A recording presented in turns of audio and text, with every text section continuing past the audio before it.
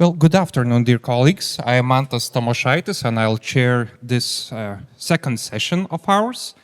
And it is clear from our introductory talks that we now live in a world where antisemitism is moving from what used to be an absolute political taboo in Western politics to a world where apparently antisemitism becomes a political opportunity, and it is something that is really dangerous. And I like the idea expressed by both actually Simonas Strelcovas and Emanuelis Zingeris that it is a disease, and I think we should look at it as a disease in at least two senses. Well, first of all, I would like to see it as a neurodegenerative disease because we are losing our memory. We are living in a society where I guess we experience some kind of TikTokization of memory because our identity is becoming bits, pieces, anecdotes by Remigijus Žemaitaitis and those little bits of TikTok instead of narratives that it used to be. And it is a huge problem. Well, and the second sense in which I think it is a disease is, of course, a moral disease, because as Simona has expressed, well, the truth is not our aim anymore, and if truth is not our aim anymore, I guess past just simply doesn't matter. And now we are looking for some kind of medicine, and I think this academic session could help at least a bit, and I'm happy to introduce the session on Jewish heritage, historical memory, and Europe's identity. And first of all, I'd like to invite Dr. Zigmas Vitkus, researcher at the Institute of Baltic Region History and Archaeology from Klaipėda University, with a topic that sounds actually really terrible because I never thought we could ask the question. It is never again, an empty shell or a living commitment. So please, Dr. Zigmas, the floor is yours, and we'll have the question session in the end after all the presenters.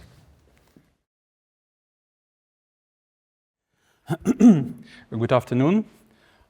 Pleasure to be here, and thank you for invitation. My topic today is never again, an empty shell or living commitment. I will reflect the history of this phrase and its implications. When visiting the Pirčiupiai Memorial, which was established in Soviet era to commemorate the memory of 119 inhabitants of Pirčiupiai village, killed by Nazi Germans in 1944, you will see the inscription on the memorial wall. The Pirčiupiai tragedy will never happen again. Pirčiupių tragedija niekada nepasikartos. This inscription reflects a threefold message or mood that was intended to be evoked in visitors. These words could sound as an oath, as a promise, enchantment, or a threatening, depending on the situation and intonation. In the slogan, we can hear a connection to the phrase never again, nie wieder, nigdy więcej, which for 80 years has played a symbolic role in the context of remembering the Holocaust and other Nazi crimes, as well as in the various contexts of the fight for human rights. According to the most widely accepted version, never again originates from two sources. The words of the Jewish poet Isaac Lamdan from his Hebrew poem Masada, Masada will never fall again, written in 1926, and the spontaneously coined slogan in April 1945 by political prisoners in Buchenwald concentration camp. It later appeared in other memorials commemorating the victims of the Nazi German regime. In Treblinka, Dachau became widely known and used, often in classical form, sometimes in modified form with clarification, like in Poland, nigdy więcej wojny. It's in Augustav, Turek, and Westerplatte. In terms of popularity, the Soviet version of Never Again likely only competed in the Soviet Union with the slogan of Czech underground fighter Julius Fučík, "Be vigilant," būkite budrus, and poet Olga Bergolz's phrase, "Nothing is forgotten, nothing is forgiven," from 1950. 1959. In the American context, the phrase was intensively used by members of the Jewish Defense League, radical organization founded in 1968, in these times when revolution times, student revolution times, which carried violent acts in the US against Soviet diplomats in 70s, and others considered anti-Semitic. No matter how this phrase and its variations was used for political purposes, it originated in the authentic context and emerged not as propaganda slogan or political instrument, but as moral commitment reacting to the horrors of Nazi crimes.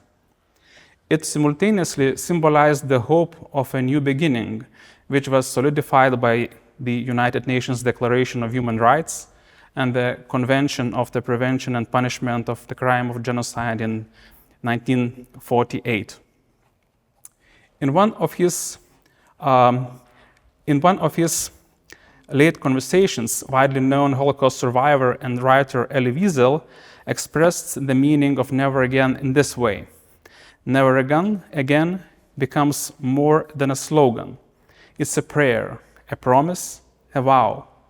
There will never again be hatred, never again jail and torture, never again the suffering of innocent people and shooting of starving, frightened, terrified children, and never again to glorification of the base, ugly, dark violence. It's a prayer. Every phrase has its own history. It always emerges from the authentic historical context and retains its potential for a while, as long as the phrase continues to correspond with reality and this context. But over time, it becomes vulnerable. Risk of turning into mere template, an empty shell, when words and actions constantly contradict each other. And this, in my eyes, happened. When did the moment come when the slogan never again began to empty? I cannot point a specific moment, but gradually, crime after crime, genocide after genocide, in Bangladesh, in Burundi, Guatemala, Bosnia, Kosovo, Rwanda, Darfur, Congo wars, and others. Also, we can mention US actions in Vietnam, where at least 1 million civilians perished, or a Soviet invasion to Afghanistan, during which at least 1 million souls died. There are but two examples. While the intents in general were not mass civilian casualties, but the grim reality speaks for itself. Looking back, we can observe not only the emptying of the slogan, but also its narrowing from universal meaning of never again to particular meaning of never again. In year, let's say 2000, it specifically referred mostly to the never again for Jewish genocide, up until 2022, up till that. 2022 was the critical point when this concept was exhausted, even the narrow never again definition. And when exactly? When rockets fell on Babi Yar and shook the earth with ashes of the victims, and when Holocaust survivors in Ukraine were killed. 96-year-old Buchenwald prisoner Boris Romanchenko, who died in Kharkiv, and 91-year-old Vanda Obyatkova, who died in the Russian siege of Mariupol. A small digression, but I'll make it anyway. What is the difference comparing, let us say, year 1942 and 2022? In 1942, no one dared to blame the victims. What we could observe happening a month ago and what shook conscience of democratic societies. And here, one classic text begs to be quoted, one of Shakespeare's sonnets that Leonidas Donskis liked. You can find it easily, number 66. Narrow interpretations of never again can be meaningful, but it seems to me that from its very beginning, the meaning of this phrase was much broader, more universal, encompassing countless earthly and heavenly community of martyrs who we should remember together as it strengthens the memory of all. This is the idea of multidirectional memory proposed by scholar Michael Rothberg in his Remembering the Holocaust in the Age of Decolonization. He argues that when thinking about painful history, we should not only mourn and honor members of our own tribe, but we should think more about other tribes. And let's repeat it for the sake of both. That is, when seeing the victims cruelly murdered on October 7, I remember the victims of Reinei. And remembering Reinei, I remember the victims of October 7. Reinei is the small forest near Telšiai, where in June 1941, the NKVD and Soviet soldiers brutally killed 67 Lithuanian men, political prisoners, who were unlawfully held in Telšiai prison until that. To continue, seeing today's Ukrainian suffering, I remember the suffering of Jews during the Holocaust. And remembering the Jews, I think about today's Ukrainians. Remembering the strategicide carried out by Pol Pot, I return to thought to the Nazi Intelligenzaktion and Russian repressions against the intellectuals of the Baltic states, Belarus and Ukraine. Remembering Rwanda, I remember Srebrenica.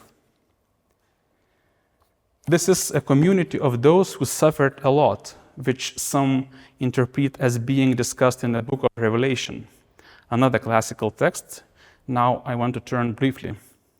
The members of this community belong to different nations, but they wear the same white robes and have come, as evangelist says, from great suffering. After this, I saw a large crowd with more people than could be counted. They were from every race, tribe, nation, and language, and they stood before the throne and before the Lamb. They wore white robes and held palm branches in their hands. One of the elders asked me, "Do you know who these people are that are dressed in white robes? Do you know where they come from?" "Sir," I answered, "you must know." And then he told me, "These are the ones who have gone through the great suffering. They have washed their robes in the blood of the Lamb and have made them white. They will no longer hunger, they will no longer thirst. The sun will no longer strike them, nor will any scorching heat." Such inclusive, empathetic remembrance allows us to avoid an isolating perspective where one tragedy overshadows another, or where the memory of past sufferings becomes a political tool. Looking at antisemitism through the lens of this multidirectional memory, it could be discussed, and often is, as a longer pattern of injustice around the world, various forms of racism and xenophobia that exist globally, religious, ethnic, and other, like sexual orientation and gender identities. The idea of multidirectional memory strongly resonates to me with what psychologist Carl Gilligan and philosopher Nell Noddings and others have identified as the ethics of care. Such ethics emphasize interdependence, relationships, and the care for others that form the foundation of humanistic ethics. The aim of it, to make relationships flourish rather than satisfy of one's own interest. Could the phrase "never again" become meaningful again? I tend to doubt it. The program no longer works. It seems to me that this phrase and the contexts in which it is used are now more as a historical source, which historians, social scientists can study, but not the commitment. This crisis raises the question of whether, for example, we remain with this historically more durable saying, which is about 2,400 years old, and the saying is, "What has been will be again. What has happened will happen again." Or do we look for something else, some other program? The phrase "we remember" is quite popular now. It's a good phrase, a respectful one, but seeing it, I think, openly saying, so what? Respect for suffering expressed, political message sent, but what is the next step? What is the next step in the phase of acceleration of neo-imperialisms, which despise the humanistic ideals of Universal Declaration of Human Rights, does not respect activities of supranational institutions like International Criminal Court, and mock not only the heroes, but also reality itself in the pursuit of greater power.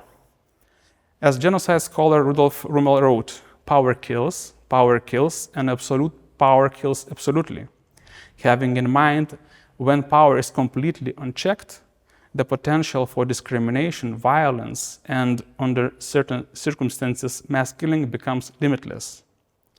Mocking of reality, this is probably the main characteristic of totalitarian regimes, which brought so much suffering to the world and prompted the prisoners of Buchenwald to say never again, believing it could be achieved. This could be the end, but I will continue a bit. What can be done more to prevent crimes against humanity and genocides? This is Canadian General Romeo Dallaire, commander of the UN military mission in Rwanda in 1994, a real hero, and he writes in his memoirs, accountability. And this is also the best, according to him, way to respect the dead. Accountability is possible if international and supranational organizations are respected. These organizations were created not randomly, but to curb national selfishness and narcissism of their leaders, to prevent objectification of others, which stems from a cold instrumental worldview. I see this national selfishness, narcissism of some leaders, objectification of other nations, instrumental worldview, enriched with historical mythologies, as very dangerous tendency, which could lead to where we were 86 years ago. Word by word, step by step, elsewhere differently, unexpected. But my message today is that we're living in the post-never again reality, and if we continue to repeat this phrase, it's possible, but this will be at the cost of intellectual and historical honesty. Thank you very much.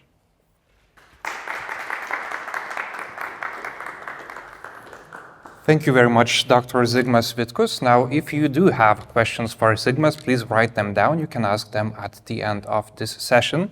And now I want to invite Dr. Akvilė Naudžiūnienė, researcher from Faculty of History, Vilnius University, to talk on the topic of Jews that count, virtualization of Jewish history in Lithuania through memorialization practices. So please, the floor is yours.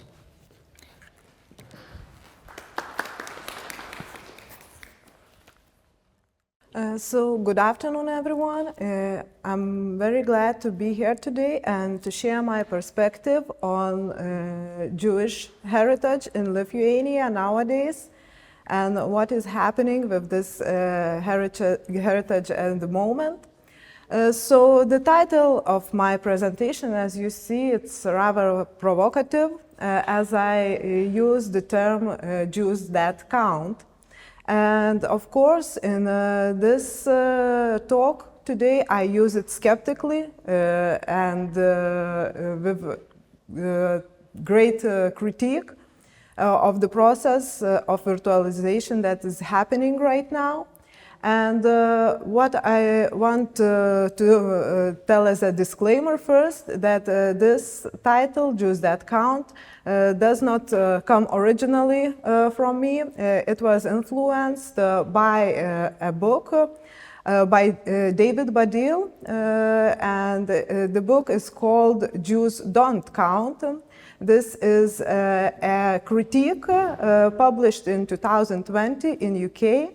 By David Baddiel, who is not a historian. He is actually a stand-up comedian who dwells a lot on Jewish history, and he presents himself, his identity as strongly Jewish, and worked a lot with BBC projects on denial of Holocaust and the representation of Jewish history. So what he tells in the book, Jews Don't Count, he speaks about very current state of affairs in UK and actually in some other Western countries, and emphasizes that Jewish history and also Jewish political rights as the rights of the minority are now being forced out of the political field in the UK, as Jews are no longer understood either from the perspective of left parties or from the perspective of right-wing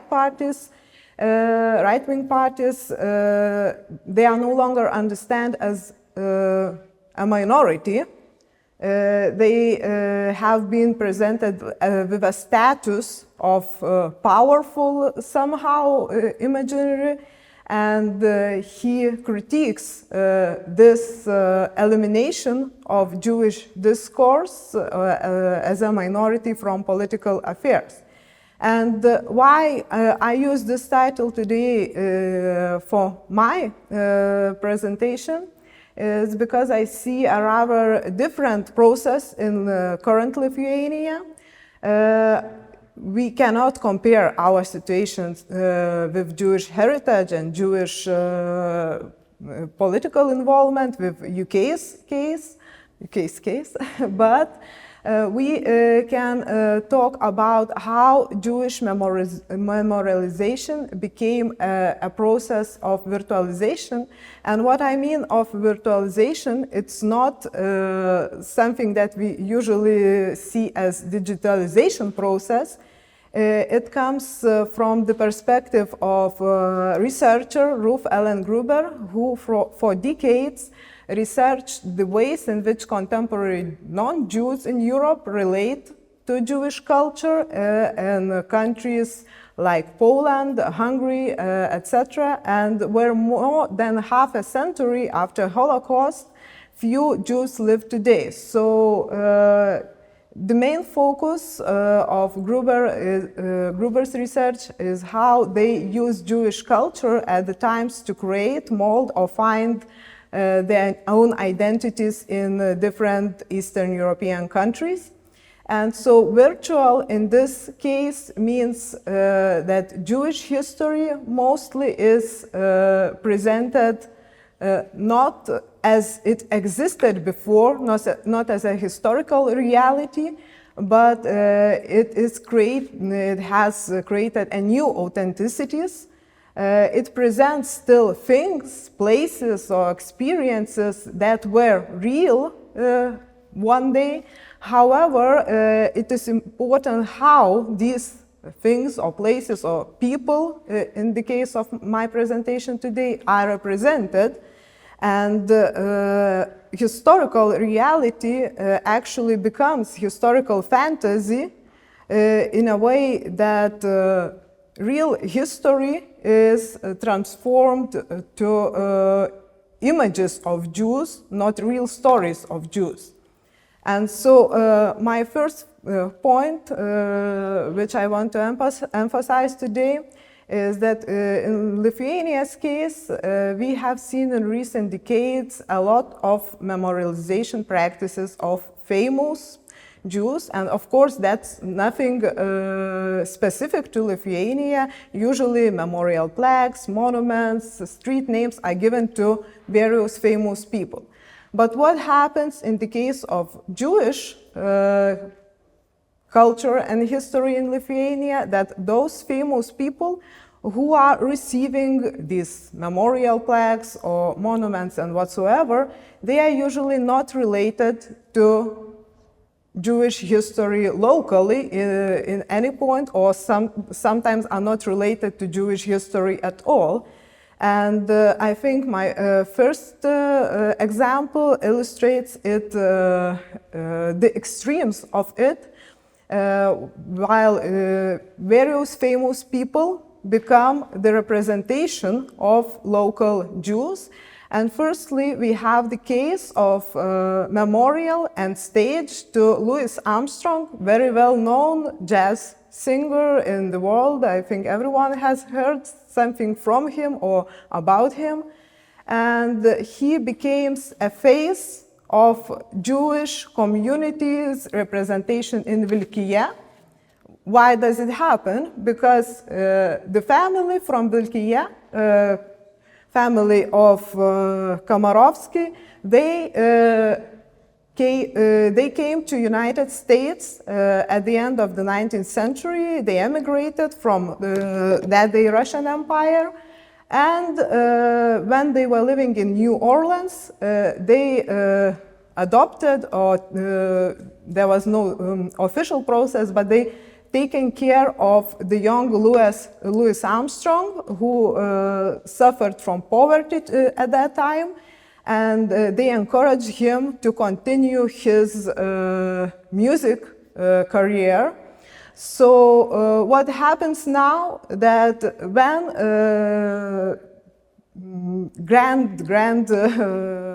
daughters and sons of Komarovsky family came to Vilkija and they wanted to memorialize their family history there, they talked with a lot of representatives from the municipalities and so on. And at the end, as the representation of their family, the memorial and stage to Louis Armstrong was presented. They were not very happy about this case of representation. However, Vilkija, some people from Vilkija's municipality, they say that they could not have, we would make a mistake if we wouldn't use Louis Armstrong relations with Vilkija. What were those relations? He did not have any connection to Vilkija himself, just of course from Komarovsky Jewish family, but they are mentioned only on a very small plaque next to the monument to Louis Armstrong. And what is even more, we could say, critical in this position is that Komarovsky family, they have a son, David Komarovsky, who was a doctor and researcher of cancer. And he was very famous in the United States at the beginning, in the first half of the 20th century. And even nowadays, there is a yearly award for the ones who did great research that year in cancer prevention. And it is the David Komarovsky name award given to those people. So even if the Komarovsky family, they had the son who was famous, as we see that there is a need to represent a famous, worldwide famous person, still their real son was ignored in this memorialization process, and Louis Armstrong, as more well-known, were chosen as one of, as the one who is represented. And as we see, there are other cases similar like that when being Jewish or representing Jewish culture is not enough for memorialization. And it is also the case of monument in Rusne we have of Herman Kallenbach, who you see in the picture stands next to Mahatma Gandhi, who were friends and they fought together for peace. However, Herman Kallenbach was not enough himself as a person of Jewish origins who lived his few years in his childhood in Rusne and then emigrated to South Africa. He was not enough for representation that Gandhi came into the picture. So we see this tendency to emphasize the famous part of Jewish relations to other people, not Jewish culture itself. And another point of virtualization that we see in current memorials is those so-called statement memorials that are related to Jewish culture in some way or to Jewish artists. However, their relation sometimes is misinterpreted. As we see, there is a monument to the famous novel by Salinger, The Catcher in the Rye, and it's a monument in Sudargas because Salinger's great-grandparent was from Sudargas, even if Salinger himself haven't even placed a foot in the town. It's still there, chosen to link the great work, which of course does not refer to Lithuania or Sudargas in any way, with the city. And in other cases, we have a misrepresentation or misinterpretation of actual historical moments or historical people. So, for example, the monument, which is very close to the museum, the monument to the Promise at Dawn, written by Roman Gary or Roman Kacev. And this monument in Vilnius represents a boy from this novel, a boy who spent his childhood in Vilnius. And it is believed that this protagonist refers to the childhood of Roman Kacev as well. However, this monument does not have any information about that. We see only this boy with a shoe looking up to the sky, and we do not have any information about either the origins, Jewish origins of the writer of this book or his life in Vilnius. And the curious case is of Tzemach Shabbat, a very well-known public figure in Vilnius in the end of the 19th century, beginning of the 20th century. And his monument, of course, is also here in Vilnius. What is curious about it, that as it represents actual historical figure, it is virtualized in its own way, that it's not represented by, he is not represented by himself. He is represented together with a girl and a cat, referring to possible relation, which is not very well documented, that maybe a Russian writer of that time, Corneliu Chukovsky, based his book about Dr. Aiskauda on the figure of Tzemach Shabbat. And students of Vilnius University 4 years ago, they did a survey on the representation of Tzemach Shabbat between Vilnius citizens. They stood next to this monument and they asked the citizens who passed by what do they know about Tzemach Shabbat, or what do they know about this monument, firstly. And mostly people did not know anything, but secondly, those who knew something about that it is Tzemach Shabbat, they said that, oh, this is Dr. Aiskauda, and they referred to him only as Dr. Aiskauda, thus eliminating all his actual historical importance to Jewish community in Vilnius in the beginning of the 20th century. So we see that this virtualization is also rather specific and differs from the representation of Salinger's work or Promise at the Dawn. And also, of course, we have the search for Litvak roots, which leads usually to the virtualization of presented Litvak figures. And one of these figures is very well-known basketball player and basketball teacher, Senda Berenson Abbot, who was born in Butrimonis in Lithuania. At that time, it was Russian Empire as well, and she emigrated with her parents from Butrimonis around the age of 7. So as you see in the picture, around the girl of similar age is presented in the monument in Butrimonis as well. But of course, we understand that Senda Berenson, she did not play basketball in Butrimonis, even if she is associated now with the game mostly.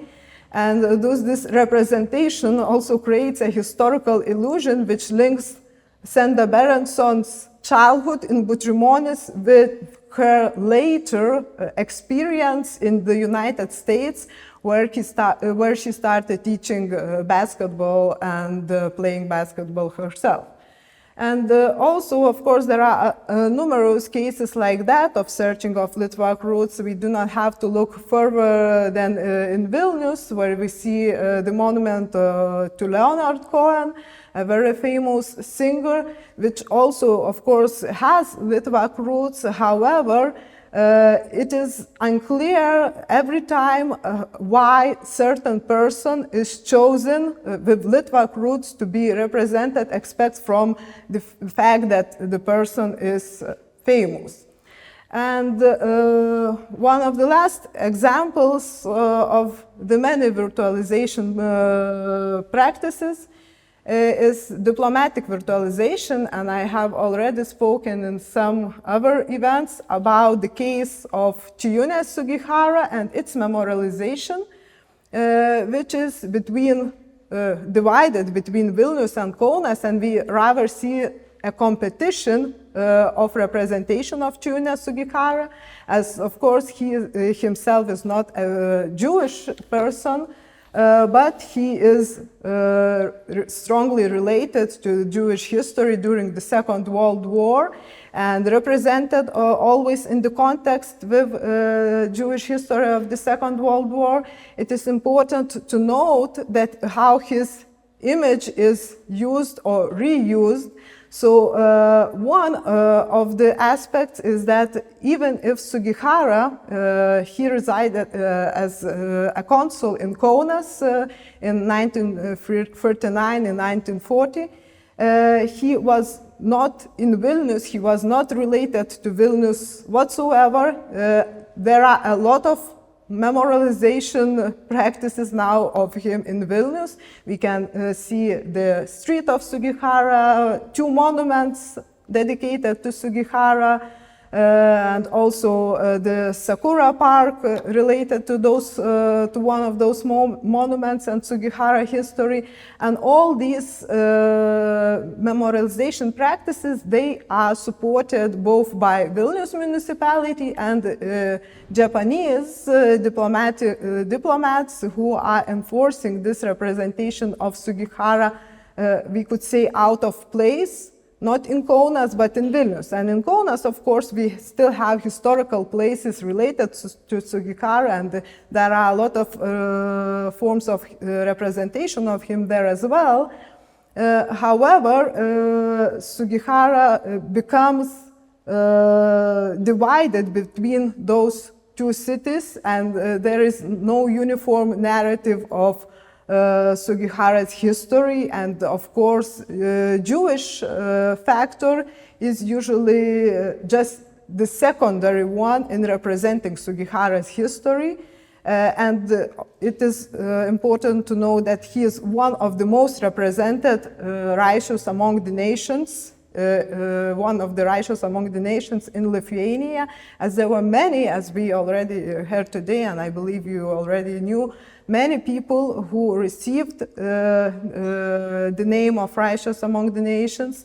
However, Sugihara is the one who received the most attention because of, I argue, because of his exotic origins and because of the need to emphasize diplomatic relations with Japan and Lithuania after 1990.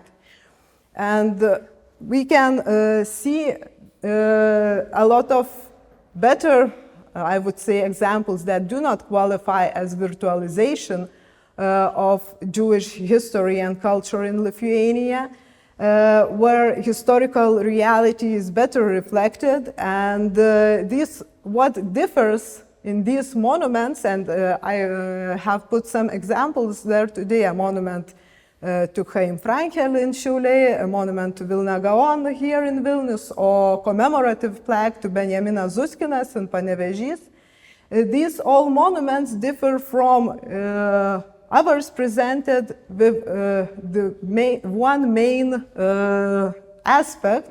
It is that they represent local history and local people in Jewish communities here in Lithuania or in previously Russian Empire. So they are not used to make Jewish history more attractive, and we learned something about local Jewish history from them, not as in the previously presented cases that are usually positive only for tourism purposes. So, thank you.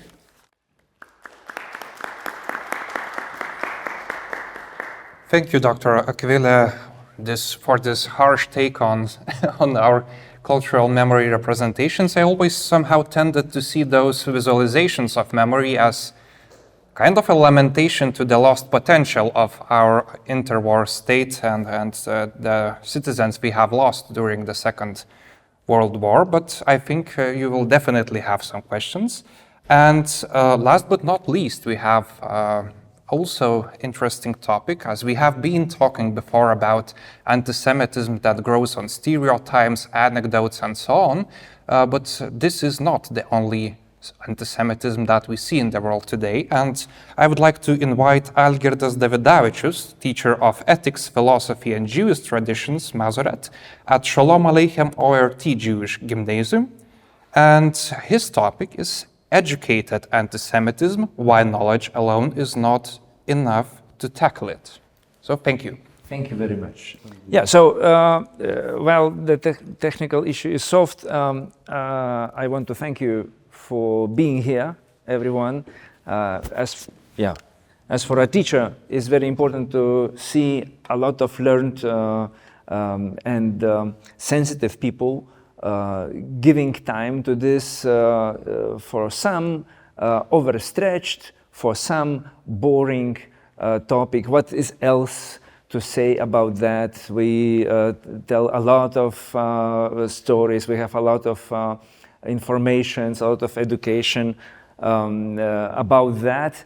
But in my own personal journey, I am a teacher only recently, like 7 years only. Before that, I was working in various capacities and also lecturing in university. I met a lot of people, as I believe as well as you, no matter whether you're from Lithuania or from Germany or from elsewhere in Europe, who are quite learned.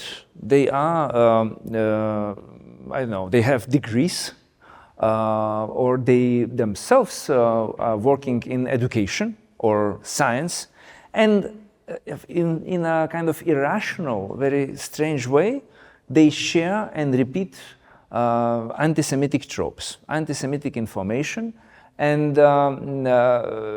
give their intellectual powers to the justifications, the even new grounds they find, concoct, we can say, for a very, very nasty, very, very pretty ancient and worn out, idiotic, we could say, tropes about Jewish, basically circling around. So for me as an educator who always tries to have a kind of explanatory model, what we are dealing with, and also having a lot of interaction with various pupils, of course, as a Jewish school teacher, I meet not only Jewish families and Jewish pupils, but also I teach in Lithuanian schools. So it is really bizarre sometimes how persistent are these very sometimes superficial tropes, but also how they are infectious and repeating themselves. Especially it is a huge contrast when you hear them from a learned colleague. So I tried for myself to make a sketchy explanatory model of to build a kind of multidimensional profile, functional profile of such a personality. What this is, an ideal type. for a person, intellectual anti-Semite. Let me start from the very beginning, a kind of a prototypical personage who appears in the first historically recorded pogrom, although we use Imperial Russian word for that. But for all the traits, it was a pogrom in early Imperial Rome, Alexandria, where the context was that, of course, after the Roman conquest of Ptolemaic kingdom, quite rich and quite influential economically, the Jewish part of the city, Jewish community of the city, was in some kind of competition with Hellenized Egyptians and Greeks. In this tumultuous of who is who will be having what new rights under the Roman rule, in this context, Emperor Caligula sends newly appointed Jewish king of Judea, Herod Agrippa I, grandson of Herod the Great. He arrives with his Roman vestiges of power, and local Hellenized Egyptians and Greeks mock him. They create a kind of mock procession with a personage who tries to mimic Aramaic language of Jewish community, with mock rituals, mock ceremonies, and so on and so on. Jews protest. Some minor interpersonal clashes ensues, but the Roman procurator Flaccus organizes and allows a pogrom, which ends in, of course, not only pillaging and robberies and rapes, but also staged crucifixions by a mob of Jews. So it's a kind of first prototypical thing. But what is mostly interesting about this first prototypical thing, that we have a special influencer at work here. This influencer was in a way preparing the mood and direction of this action by personages as Flaccus, administrative person, but Flaccus even uses the language taken from the speeches and writings of this personage. Appian Praestonian, also called hard worker. Why he was called hard worker?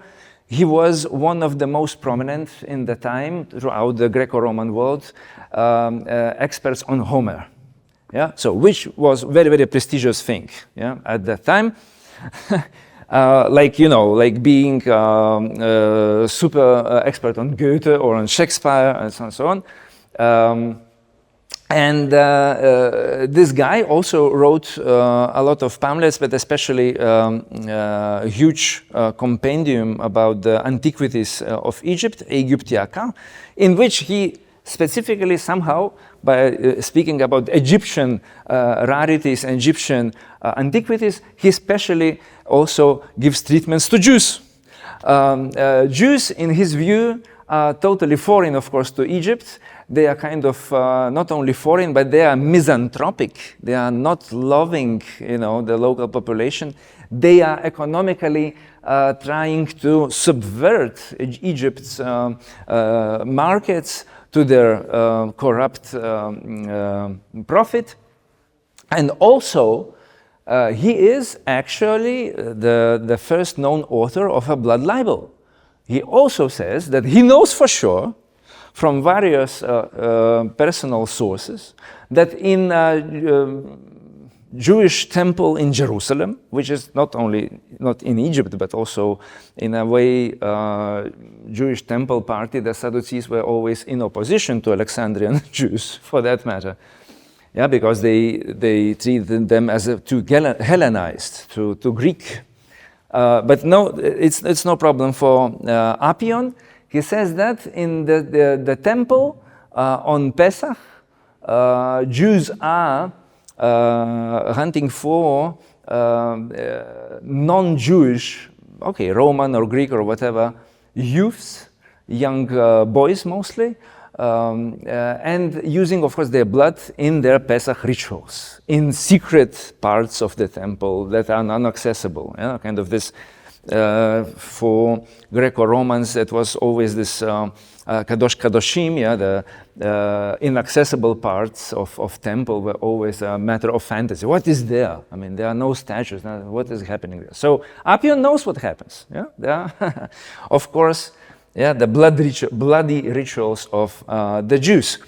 As you hear immediately, you can discern the same tropes, the same motives that we hear today. The most influential up to now version of those tropes, anti-Semitic tropes, is that I also heard from some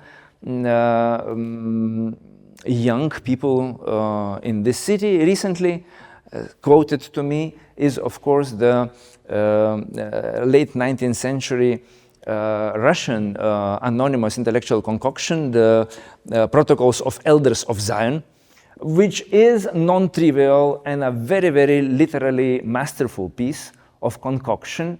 A lot of work, like, and this guy is Homer expert. To know Homer is a great intellectual achievement. You must recite it for what, 4 or 5 days, everything. So the guy who composed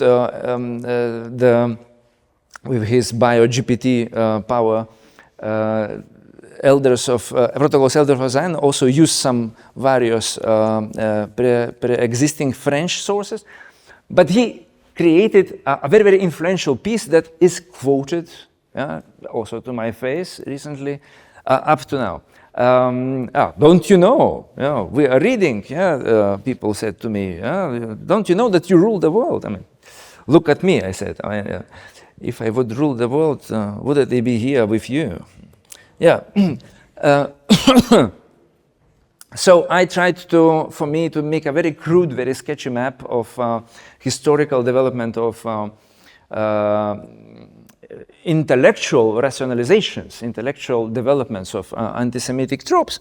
And you see in the intensity and, survivability after Apion is amazing. So blood libel goes up to today. Misanthropy or cultural exoticism of Jews that are somehow totally incompatible with anyone else is also up to now. Apion was very unsatisfied that Jews are not sharing pagan festivals with pork and stuff. How can they? And that they still try to circumcise. How can they? This is a mutilation of sacred parts of Greco-Roman beauty. So and so and so on. I'm sorry, I did not translate it, but I want to emphasize that through all the parts, this is from my Lithuanian slides, beg your pardon, we have the same and the same. What is interesting that xenophobic anti-Judaism that was in antiquity, to some extent, let us jump to now, this xenophobic anti-Judaism, meaning that no matter what the Jews are, they are somehow foreign always and suspicious and unacceptable, is recreated on a very high intellectual level by present day. We see anti-colonial progressive discourse on one side, but also on ultra-right identitarian, ethnocentric, ethno-purist discourse that we find in Europe. But also not in Europe, as Proud Boys in US, the MAGA supporters, is something very, very similar. Why it is this kind of very strange left and right-wing togetherness in development of the same old apionic tropes is the sharing of understanding that Jews as having a surviving historical, cultural, and ethnic identity, just for the sake of the existence of this identity, are negatively exotic, negatively foreign, because they are not us. Yeah? They are not our reconstructed or invented new or inherited local ethnic identities, yeah, in the sense of Galut. So this also is decorated with more sophisticated, quasi-universalist moral inversions of justice, world justice, or just war, warfare justice arguments.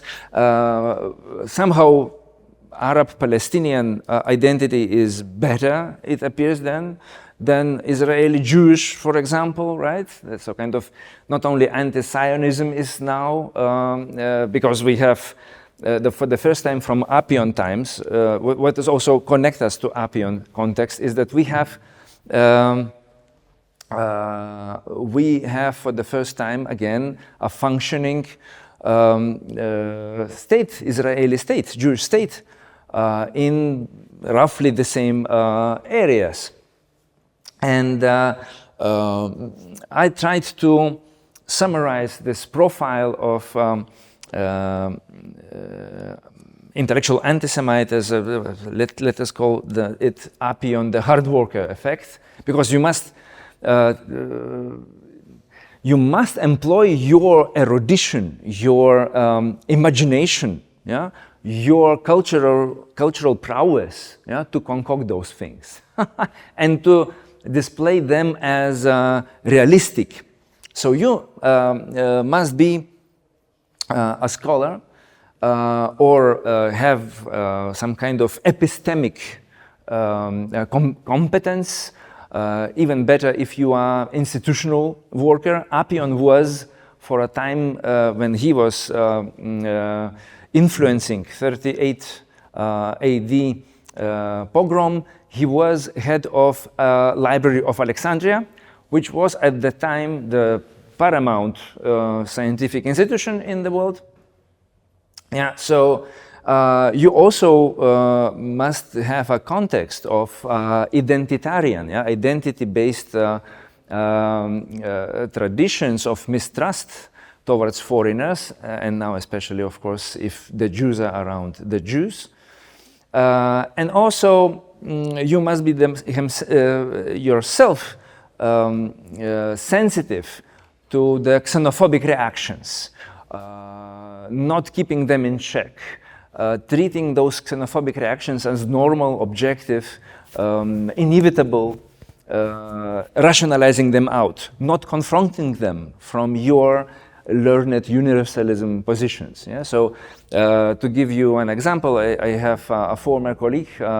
I am very thankful for earlier mentions of myself. As you know, perhaps, I used to be more integrated in Lithuanian left, especially Social Democratic Party, but unfortunately I found my virtual impossibility to remain there as a Jewish educator, and especially one personage, I will not name him by name, is kind of amazing for me, is a person who also was receiving grants by no one as George Soros, for example, yes, who was writing a thesis on Jewish history of Lithuania.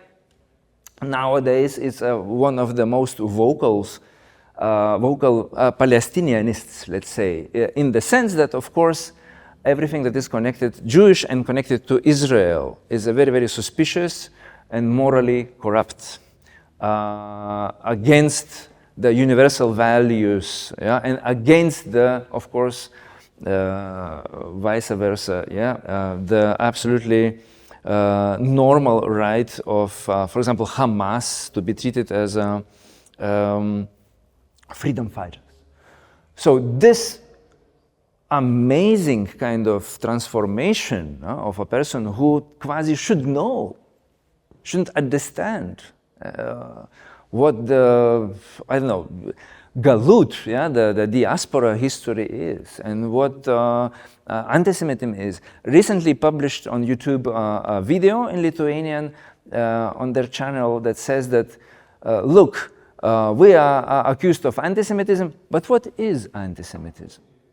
Can we tell really what is anti-Semitism? So all those rightist guys and all these guys like myself who left the left, yeah, I mean, we are using, yeah, the label of anti-Semitism to just preclude the normal criticism and defense of Palestinian rights and so on and so on. So it's very, very interesting world of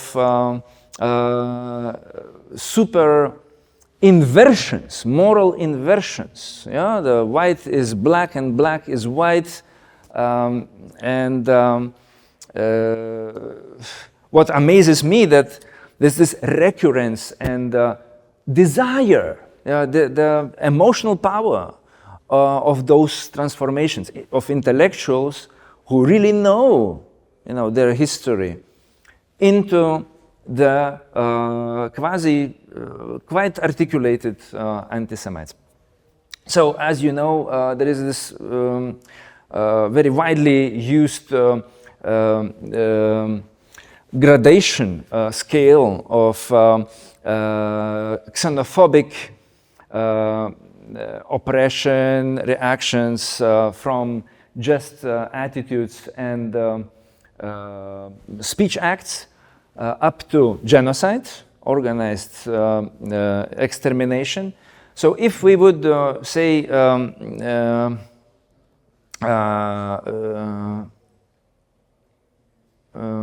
several examples of people who helped as intellectuals, and obviously intellectuals help to get their articulations of intellectual anti-Semites, help to move the train from quite of mild and superficial idiotic concoction levels, the anecdotes, into the, with the help of their quasi-theoretizations, into the real organization of violence and hate.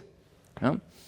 So we can say that really this apionic effect is rationalization and legitimation of collective hate directed towards, in that instance, Jewish population. But not only. Not only with anti-Semitism we have this effect. For example, Radovan Karadzic, as a very learned psychiatrist, yes, he discursively really shaped, the Balkan genocidal actions by Republika Srpska. Also, this guy next to him, very interesting, Cantano Habimana. Maybe not everyone knows him, but he is very important in shaping Rwandan genocide. As a matter of fact, he finished Leningrad University, journalism and propaganda, with special courses in psychology, master's degree.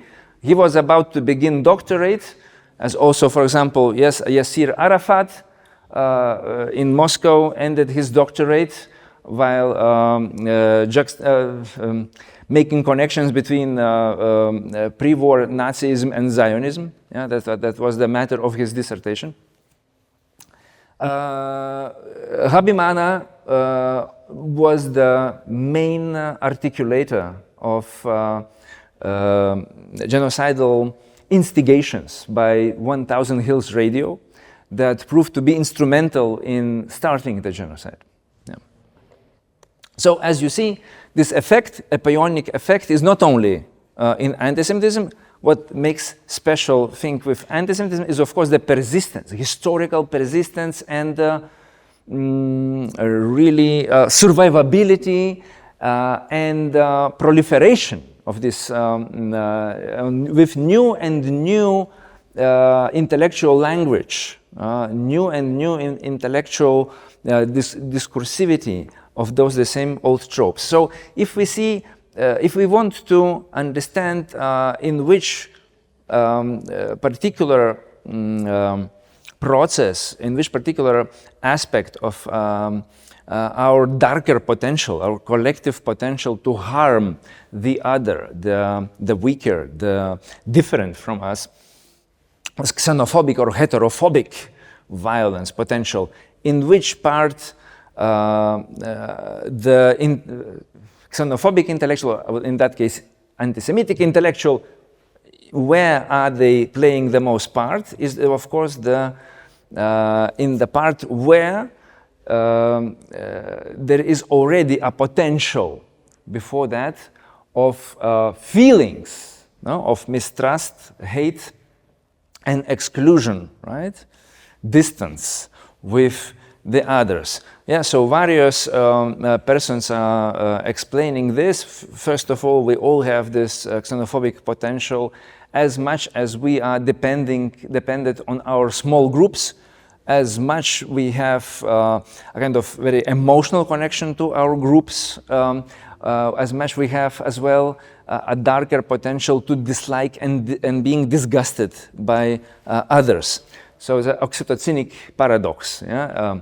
Then as well, René Girard is quite known modeler of the reaction that ensues from this oxytocinic disgust or contrast with the other. That means if something is wrong, let us blame the other, right? The weaker, the different.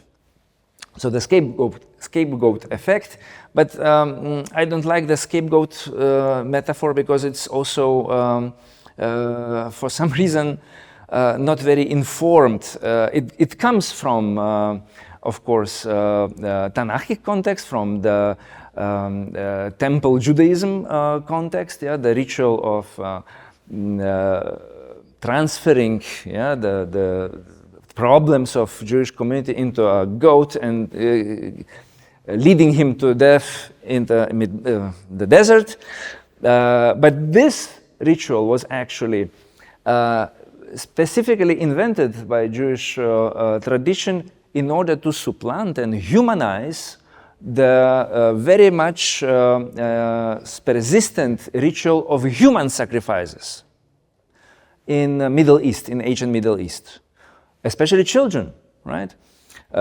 So not scapegoat. I would say then we should go to the roots, and as Derrida say that it is effect of pharmacon, you know, of trying to solve our problems through eliminating the weakest link, as we understand it, psychologically. So where things are going articulated discursively, where things are going to be sanctified by the kind of voice of the community, which public intellectuals usually are, then we have this profile emerging. Yeah? And unfortunately, we already also not, as I mentioned, this personage from the left, even on the kind of non-left side, we have for example, very experienced educators who try to say, for example, okay, this strange party that is now in parliament, let us not be very judgmental about them. Let them work. People are different, they can change. Instantly, yeah, the same party is using, you know, these intellectual voices as a justification for everything they say, in the most blatant, idiotic contrast, yeah, Jews are whatever, minus way. Yeah, so another aspect of what we are not speaking out, and I'm very thankful that there are army guys here, we have situation right now proliferating of semi-constant regional warfare. Yeah, that means we see the most tragic instances of organized genocidal anti-Semitism, as also xenophobia in general, primarily connected to the situations of warfare, of organized warfare, in the scale, right? What is actually interesting that historians note that in the last 200 years, constantly the percentage, the rate of military personnel loss in comparison to civilian loss in warfare, yeah, was decreasing, and civilian losses in every conflict was increasing.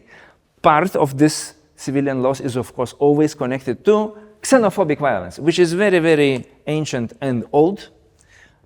We must treat, of course, anti-Semitic violence as a special case of that. The same. You have 3000 BCE, the pharaoh, I forgot his name, yes, is punishing some Canaanian people, perhaps as well the ancient Israeli person. Later in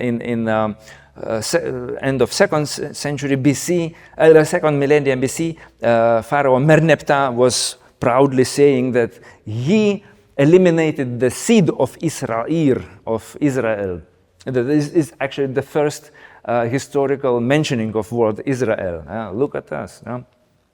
And as well, the same pose as you see, yeah, in various warfare situation. Of course, why I showed here Imperial Japan beheading and beheadings that were performed by ISIS, because those practices were in total contradiction to the centuries developing war ethics and war law, warfare law, international even standards that we were having. And in that sense, they recreate the total frivolity of power in antiquity. Pharaoh was telling that I rule all the world. I can deal with my enemies as I like. They owe nothing to me. That I can punish them as non-persons. The same here. Yeah. And of course, they were having some kind of justifications for what they are doing. They are powerful, they can do it, and they need to do it because these are persons in jumpsuits, or this person here is the same pose, yeah?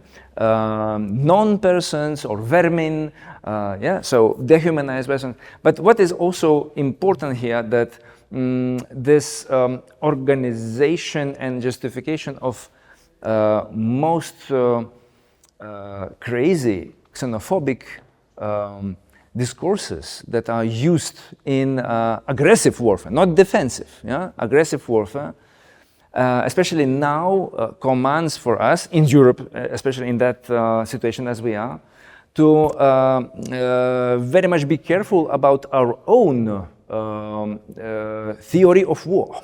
What we are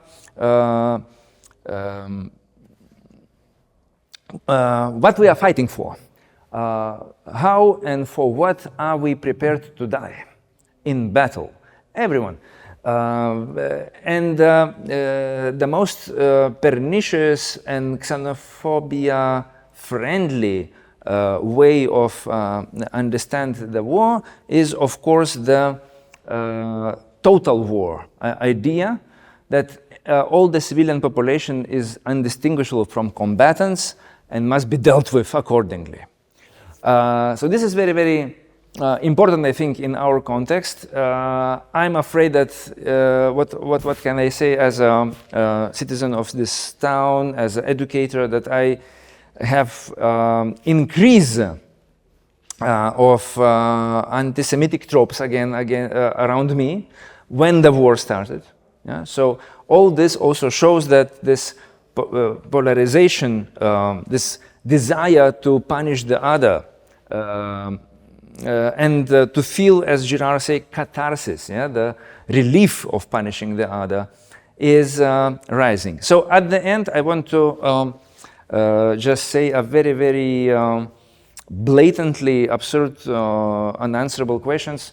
Of course, for me as an educator, it is always very, very important to find new ways, especially when the artificial intelligence and market forces shape our field very profoundly, how to really help younger generation not to be dependent on inherited anti-Semitic tropes. It seems increasingly difficult because social media allows for memetization, proliferation of these blatant idiotic things. And then also I hear it from my learned colleagues, yeah? From other pedagogians, from other school staff, from people in universities, people that are calling themselves influencers and so on.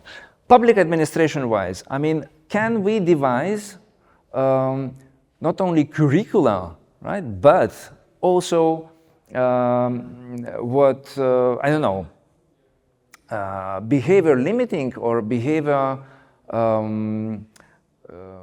preventive living spaces that would make more difficult for this xenophobic violence to spill out, especially when these anti-Semitic intellectuals are heating up the atmosphere. And also, for us as civic society, in the time of this hybrid warfare with push towards polarization, push towards greater xenophobic fears and desires, we must find everyone, this is a kind of a civic duty for us in Europe, to find courage to confront. It sometimes is very difficult, and you don't want to waste your time to confront these tropes, especially from the colleagues that are, or from the people who are supposedly epistemocrats, the people who should explain to us the world, should say something valuable and factually true. So that much. Recently I had this crazy dream with a very, very kind of Baroque image of shortness of life.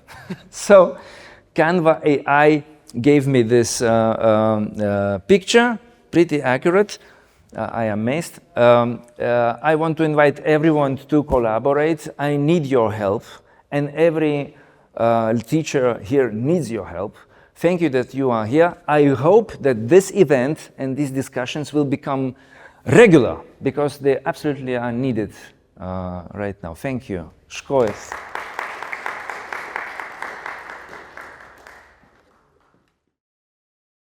Well, thank you, Algirdas. And we are now open to questions from the audience, and I believe we have more than 5 minutes. Yeah. Emmanuel? Yeah. Okay. Thank you for this extremely valuable 3 contributions in afternoon. That was very valuable time for all of us, enriching our critical thinking and our habits to be active against evil, like hatred, anti-Semitism. But my questions will be very specific, if possible. For the first contribution,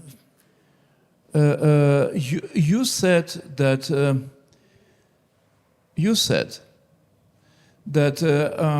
never, the slogan "Never Again" should be cancelled, for the sense that the other genocides after Holocaust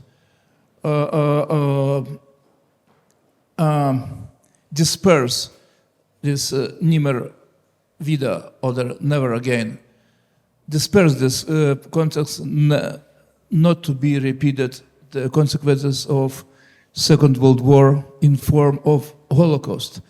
So, but what you will say about concept who was confirmed after a huge discussion during the last 40 years and adopted by German, American, European educational system, that Holocaust is unique. So tell me please about that, about confrontation between two items here. Uniqueness of the Holocaust means, uniqueness means all people mostly killed. 95% of Lithuanian Jewish people, children, women, elderly people were killed. 95% means all, mostly all. That is uniqueness of the Holocaust. End of European ethnic Jewry. Second, the second report was carefully describing some lack of logistics and lack of sense in building the common memory places for people who are not extremely related to the Jewish ethnic past, but to the global community. So Jewish people are known being global in the United States, in South Africa. Before it was known, like Heinrich Heine in 19th century was known in Germany by German Jews who used not Yiddish but German language. So why you think that you're right saying that's not enough information in Vilkia about Louis Armstrong teachers or their family who he grew up. He grew up in Lithuanian Jewish family. That's right. So, but to criticize such monument, like for the Mandela's main friend who he spent 16 years in one prison cell in Cape Town, that the guy was origin from Rusnia, and say that not enough evidences or not enough logistics to play the monument who was built actually next to Kurišas Nerung, next to former East Prussia on Lithuanian side.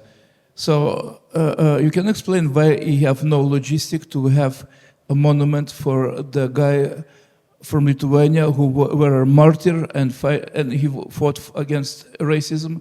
Why it's bad thing to have, it's lack of logistic to have such monument. And third question to the our heroic professor of Jewish Holocaust, Jewish Sholom Aleichem Gymnasium, Algis Davidavičius, is it was lack of the key element in your statement, dear friend, is about stereotype used by Reichsleiter Rosenberg in preparation of annihilation of Lithuanian Jewry. That's main anti-Semitic argument in the Baltic and in Poland is that Jewish people were on Russian side and betrayed Lithuania, Latvia, Estonia, and Poland.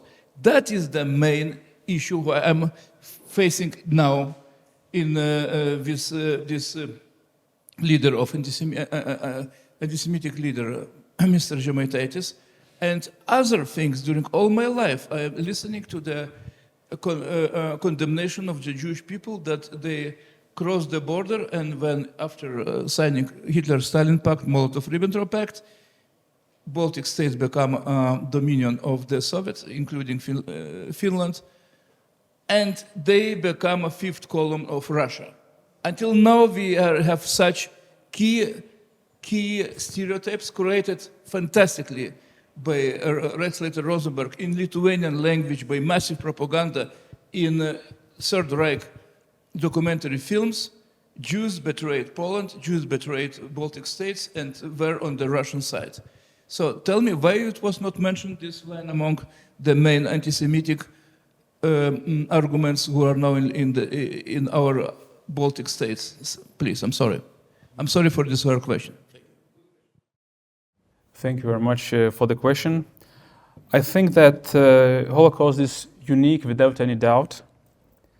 But actually, tell me what genocide is not unique comparing all Holocausts, all genocides. They're unique in their way, differently. And it's not a relativization, but it's just history.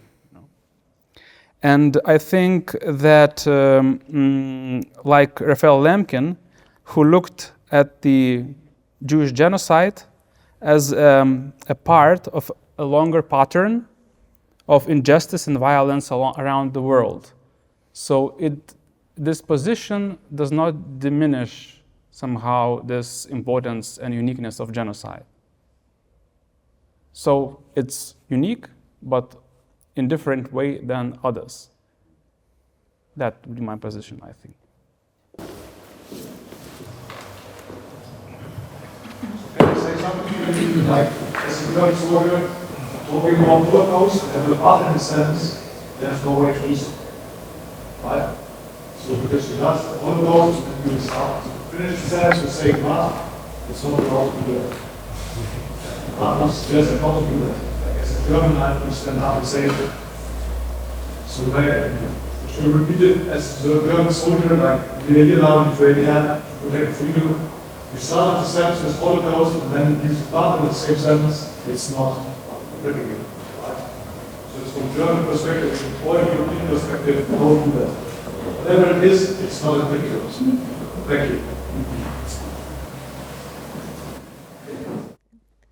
Okay, so thank you for your questions, and I think they are valuable questions to go forward to considering what's happening with memorialization. And in the case of Vilnius, which you mentioned, and Louis Armstrong, of course, I do not argue that the Jewish community is a diaspora community, and a huge importance of Jewish diaspora in America or South Africa and elsewhere should be emphasized, but in the case of Vilnius, there should have been an emphasis on Karnowski family and their granddaughters and grandsons. They asked for the emphasis for their family member and Jewish history and culture of Vilnius memory, and those they got Louis Armstrong, which of course is related to their family, as I mentioned before. However, we do not get the memorialization of actual local people who live there, and we have this idea that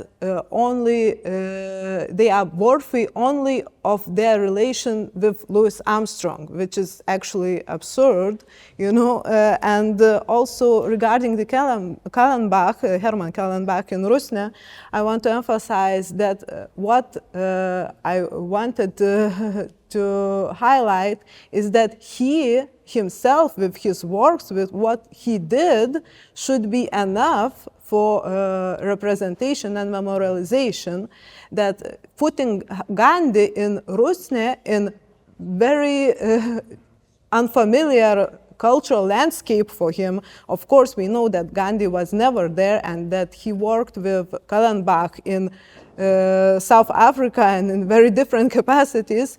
It's also creating this historical fantasy that Lithuania itself somehow is related to Gandhi and all this great history around him, whilst not emphasizing that Hermann Kallenbach, as local Jew from Lithuania, is enough worthy of memorialization.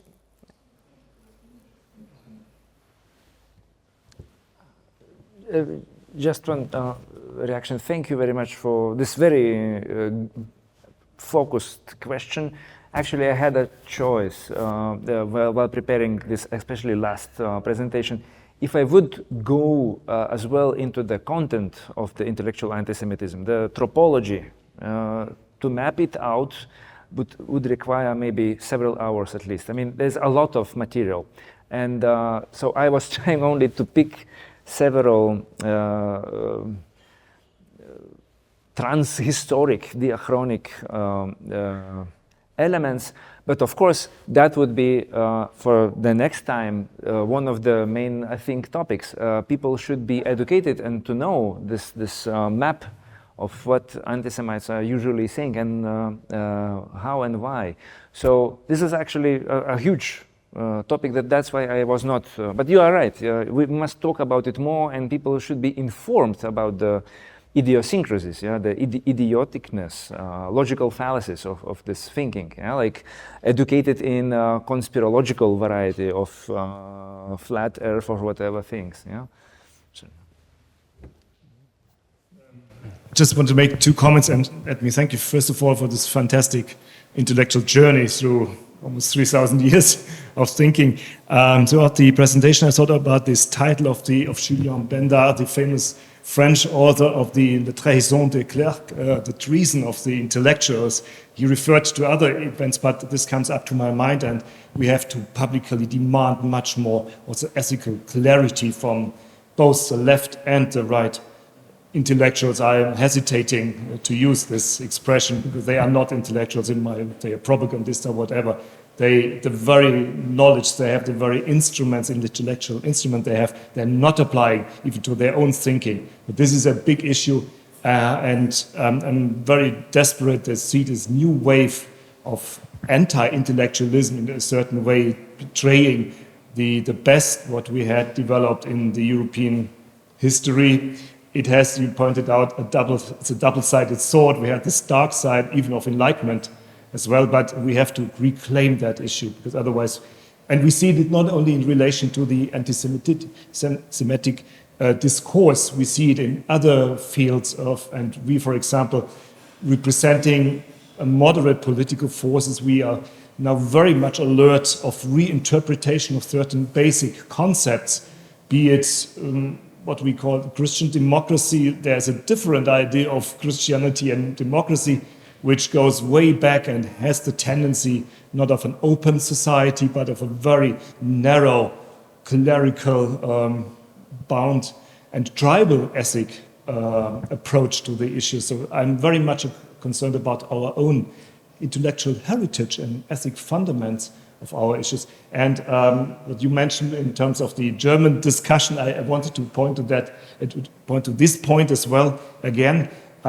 This treacherous discussion on relativism and also limiting certain discussions, I never considered this as very helpful, because this cages to some extent the development, the potential of development in terms of memorialization very much. We have to, and you pointed out, and you as well in very concrete issues, we have to further develop it. If I look to the city of my children, for example, there is a total disconnectedness. I'm born in the late 60s. There was this also biographic relation to the war generation, but this is no longer the case in the generation of my children. There is either no knowledge, nor it is relevant for their issues, but this is also the fault how we memorialized these events. We have never further developed. We blocked ourselves. We had been afraid that it is used by others. The other use it anyway, so we cannot prevent them very much, but I think it's our own fault not to have the courage, you mentioned that expression, and to see what are new approaches to that. This is an issue in the education process. You have, I think, thought very much about it, but it's a general issue in the society. So we block to some extent necessary developments further. Otherwise, we give the space, and we have already given to a large extent, to those forces we definitely do not want them to dominate even the discourse. So thank you very much. Well, thank you, Peter, for your insights. And I feel that we still have really a lot to talk about too, but I'll invite you to talk that over a cup of coffee, because we have to move forward with the conference. So thank you very much to all the presenters and all the questions and comments from the audience.